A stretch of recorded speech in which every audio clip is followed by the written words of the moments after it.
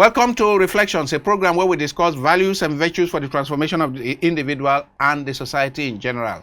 I am Father George Ehusani, and I have with me in the studio today a brand new provost of the College of Medicine, University of Abuja. Prof, you're welcome. Thank you for that. Professor Titus Ibekwe, professor of, that big word I cannot easily pronounce, Otorhinolaryngology.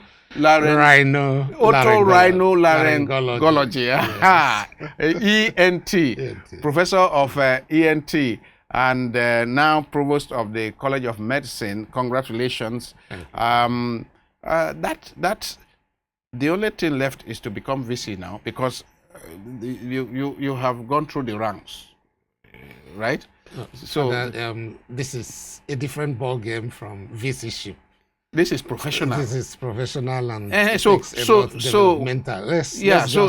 God lead us through with this. So in terms of professional hierarchy, that's to become provost of College of Medicine is one of the highest in your profession. In my cadre, yes. So it's not connected to VC-ship. VC is still the head of the overall head of the entire institution. Am I wrong to hope that someday you will become? you have not reached the age not to become VC. Good. So. Welcome. We are this week, at this time, we are celebrating suicide prevention. World Suicide Prevention Day. We celebrate, I think it is September 10, so we are still about the time. And I just want to ask, do you, as doctors, do you sometimes see people who either attempted suicide or are on the verge or are contemplating suicide? Do medical doctors see any of those, or is it only clinical psychologists that see them? Thank you very much, Father. Well, this topic is, I would say, a very touchy one, because obviously statistics has shown that this is an increase. That suicide is on the increase? Yes. Medical doctors have very key role to play, especially the psychiatrists, which are well-trained and tutored in this area to handle. But at the same time, the emergency doctors, they have some basic things that they will do in order to stabilize this patient before even the psychiatrist is invited. Because some of them would have sustained very severe injuries. Yeah, those who attempt suicide would have sustained injuries. That's right. So, which you need to assess them quickly, put them in very safe place, stabilize them, provide that, stability in their system. Are doctors aware that this thing is no longer meant to be considered a crime for somebody to attempt suicide? We still have a problem with police who say that you commit suicide, you are liable to 1 year imprisonment. I mean, the age-long something that made it a crime. Now, are we all aware? Are your doctors aware that it is about compassion when somebody attempts suicide? The person is sick and needs to be helped. Absolutely. It's a serious mental problem, mental issues associated with this. And the least you can do is to offer, compassionate help, even to the extreme, to the patient. Because a lot of them, they don't know what they're doing. Yes. A lot of them, they're not mentally as stable as other people in the society. Something is wrong that pushed the person to that. There's a problem that could have tripped them to, and it could happen to anybody. Some are stress-related, some are psychological depression, you can just name it. So it's the least anybody can do, and we should not be encouraged, is to stigmatize anybody who is found Everyone should be told there should be no stigma. Absolutely. Our reaction should be compassion. That's right, Father. Love. Yes. So, in the medical training, in your medical school, in the training, that compassion, that throwing away of stigma. I hope it is part of the training. When somebody comes, they say, oh, this person is wounded, this person has a broken because he jumped down from somewhere, attempted to commit suicide, but did not succeed, thank God. Is it part of Father, the... you know, in the medical sphere, whether you're a nurse, you're a doctor, any part of the health, care team, the key thing is to preserve life. Do no harm. Even an armed robber who is so obvious that is killed and got injured in the process, brought to you, you're bound to treat him. Stabilize him to be alive first. So when he's okay to go and answer to his case, then he faces what the law says. But the primary thing is to make sure that this person, life is preserved. But I hope you are aware, doctor, that there are many people who were victims of armed robbery, taken to hospital, and then the doctor says, go and bring police report first. We have had cases like this, and until recently it's been going on. Bring police report before they are treated, an emergency case. Father, you know that one cannot build something on nothing. There's a key reason for this, because repeatedly people in the medical sector were being harassed. Some of them punished in very dehumanizing manner for doing this that is expected of them, to take in people with gunshot injury. I thought that there's been a pronouncement it's just of our courts. recently that was done, So initially the law says that you must inform the police first before you commence anything. And in the process, assuming that you're unable to get the police, would you leave the patient, those bleeding, to bleed to death and stuff like that? So that instinct to save life first should be, promoted in all ramifications. So treatment should commence. While it is going on, then another, because it's a teamwork, then a member of the team can go ahead. You wouldn't say that you must call the police and police must respond and know that so person is here before you start treatment. It could be a simultaneous thing going on, and that is what we're preaching. And we hope the law and the society, they're in tune with that, because that's an ideal situation. Since we are discussing around world suicide prevention, what is the synergy? What is the ideal situation that should exist in a hospital between the medical people and the clinical psychologist or social worker? I am aware that in more advanced societies today, even ward round is conducted by the doctor, meaning medical, the clinical psychologist, the pastor or imam, the social worker. Absolutely. 4 different professional areas. That's right. See the doctor together, see the patient together, so that some of the psychological or psychopathologies that may be present while the doctor is treating the physiological part, they can all see them together. Then the spiritual person is there to support. How is that working in Nigeria? Well, the fundamental is there. It is a multidisciplinary team and activity, even centered on what we're discussing. Suicidal attempt, or whether it's parasuicidal or complete full suicidal attempt. So this teamwork is needed to be able to get a holistic care for the patient. So the doctor has key role to play, the nurse has a key role to play, same with the psychologist, social worker, same with the social worker, and the spiritualist, because you wouldn't know the direction that this problem is coming from. So it's only when you have this synergy that you'll be able to give this total care, holistic care that is needed to stabilize this patient. And it is known that there are cases of repeated, attempts at suicide. That's even the most dangerous. If you're unable to get a good history that has been repeated, you don't get to the root of the problem, can attempt it again. It will just be scratching the surface. And this is one key thing is, once this patient is rescued from that environment and brought to the health center where a patient will be handled, you make sure that after the stabilization and the patient is back, while the stabilization is on, for those of them that are unconscious, that is the time to ask people around questions to get some information. Once the patient is fully conscious, everybody should leave so that you will be able to have one-on-one and the patient will have your confidence and be able to open up. The questions like, why now? Yes. The patient will start unwinding, unrolling, and giving you a lot of information that if he has very close relations there, may not be able to give you. So patient confidence should be taken to the highest level of priority. Once you're done, this patient must not be left alone.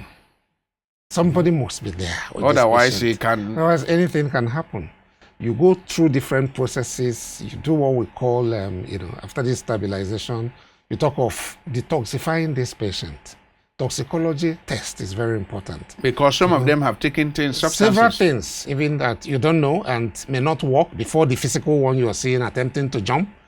Could have taken some poisonous drugs and all that, but they felt it's working very slowly. So it's when you have this holistic, assessment of the patient that you'll be able to know what is what. And when you package this together, gradually you start unbundling the problems one by one, And by the time a good history is taken, the root cause of the problem, then other teams come in, healing starts. Now, to what extent, what you're saying is beautiful, but to what extent are these measures, these holistic, interdisciplinary measures, to what extent are your medical students trained in it, in awareness of the imperative of interdisciplinary approach to treating a patient, no matter the kind of illness brought, to recognize that there are spiritual angles, there are psychological angles, there are social angles. For example, the problem may be that this person is not eating well. Now, does the medical doctor just go to the illness that is actually a symptom of the fact that he's not eating well? Or this person has a bad relationship with his wife or husband. That's right. Which is what has cascaded to the medical problem he now has. To what extent are medical students trained to look in this comprehensive manner at this patient? Well, Father, let me just paint a picture here because it would appear, after all, I am like a boss in my place now. I always want to paint beautiful pictures but the reality. Take a look at this, and those of us listening to us now. The Nigerian health force is being sourced for like hot cake across the globe. Yes, doctors and nurses and pharmacists and so on.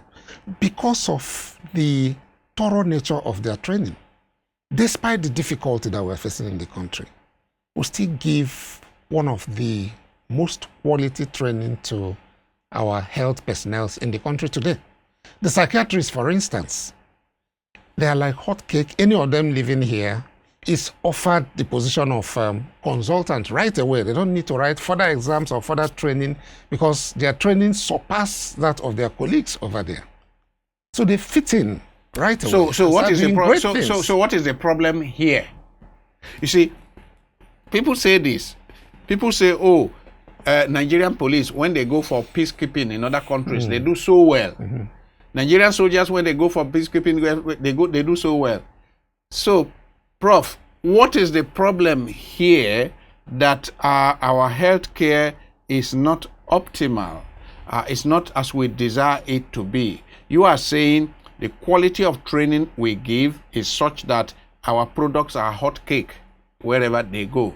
So, why are things not working in Nigeria? Well, Father, one may just put a rhetoric question back.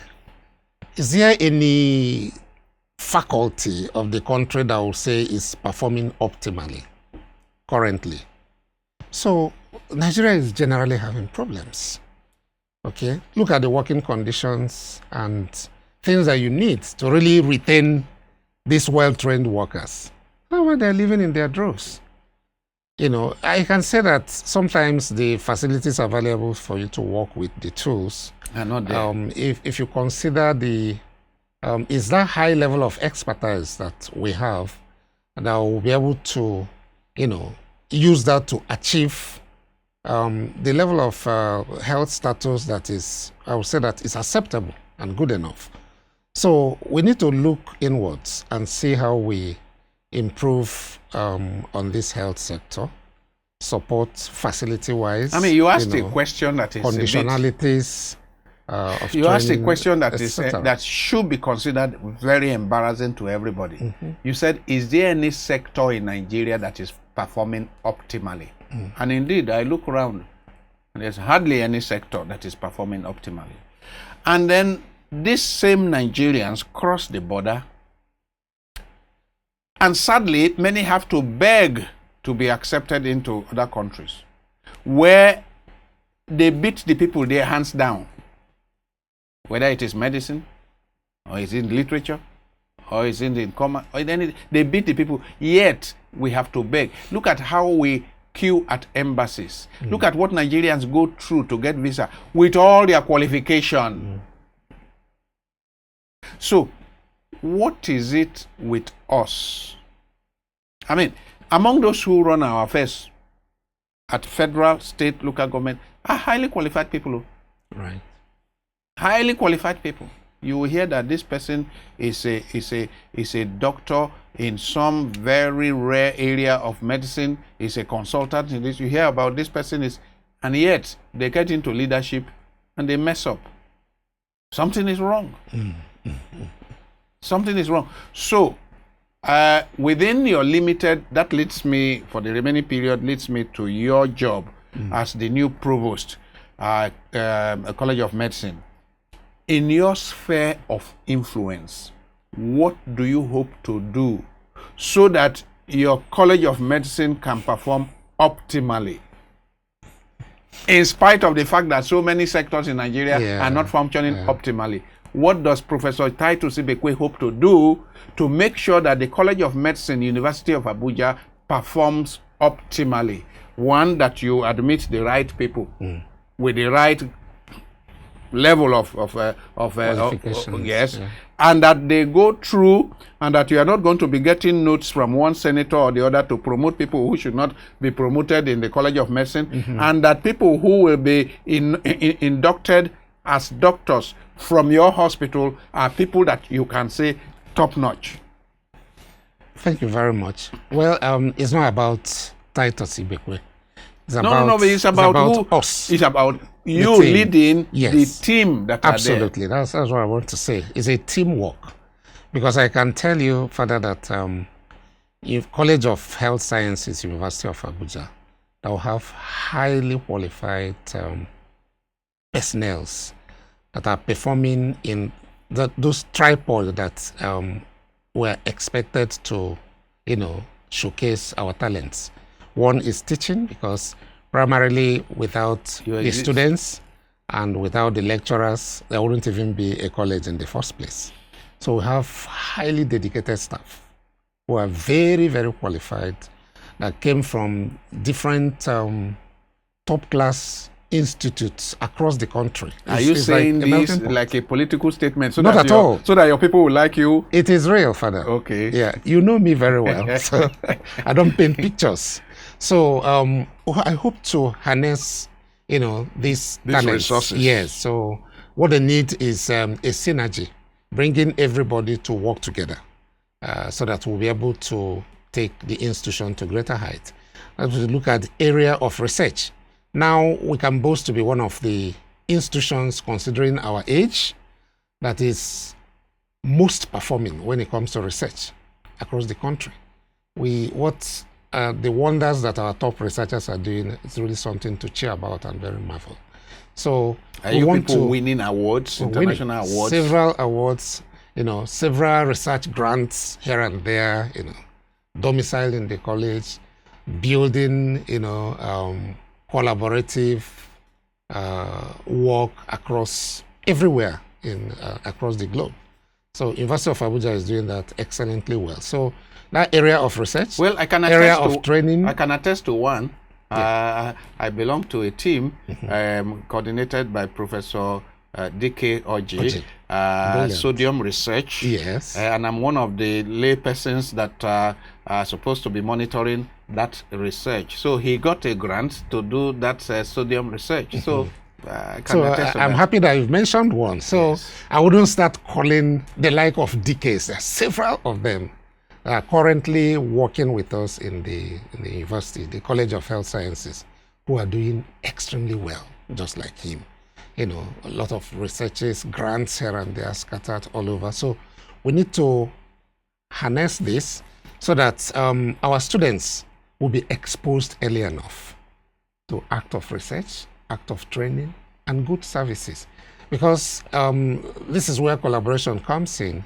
You know, after the classroom work, you still go to the teaching hospital, University of Abuja Teaching Hospital, where they learn the practical acts of patient management, you know, and treatment of patients, the act of diagnosis, act of preventive medicine, community medicine. They're exposed to all this.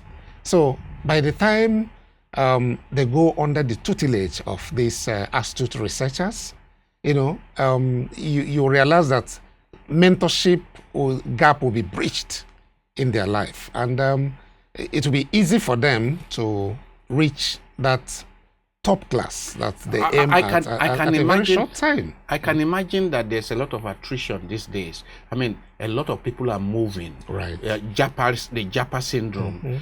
How are you people to cope if experienced people leave? I mean, if one experienced professor leaves your College of Medicine, that should cost a lot, because it takes a long time. You can't, that experience, you can't buy it in the market. So somebody who is 10 years professor, for example, and he decides that the country is too hard and he or she leaves, how do you people cope with this? You know, in order to quickly to fill The that vacuum and the yes. gap. So that still you know, points at what I have said. When you have a good mentor-mentee relationship, you know, so it's just like the person replicating a lot of people like him or her within the system, so that even if he decides to leave, there will be no vacuum. It will be filled in, and wherever he or she is, you still have a lot of linkages over here, still doing the collaborative work with people on ground. And a lot of people who are established may not be all that willing to leave the country per se. You see them traveling in and traveling out, and collaborating with different organizations. And before we end this program, Prof and Provost, to what extent are you using digital, all the digital resources that are available? And to what extent are you training your students and young resident doctors in the use of modern technology, internet, and so on? Because I am aware that today AI is coming in big time, coming into medical care and so on, to the extent that you can actually be here in Abuja, and some complicated surgeries are directed from Singapore or from India or whatever, using the internet. Are your students being gradually, either students or resident doctors, are they being gradually introduced to AI in healthcare? Yes, you know, technology drives innovation, and vice versa. So it is like something that you can't do without, you know. And the world is a global village, as is usually said. If you're not moving at the pace of others, you'll be left behind. So it is ongoing, it is happening already, and that's about this collaboration that we're talking about. So it's either you learn or you import or you devise. Do you have some robots already running around the ward in the teaching hospital in Abuja? No robots yet? There's no robots.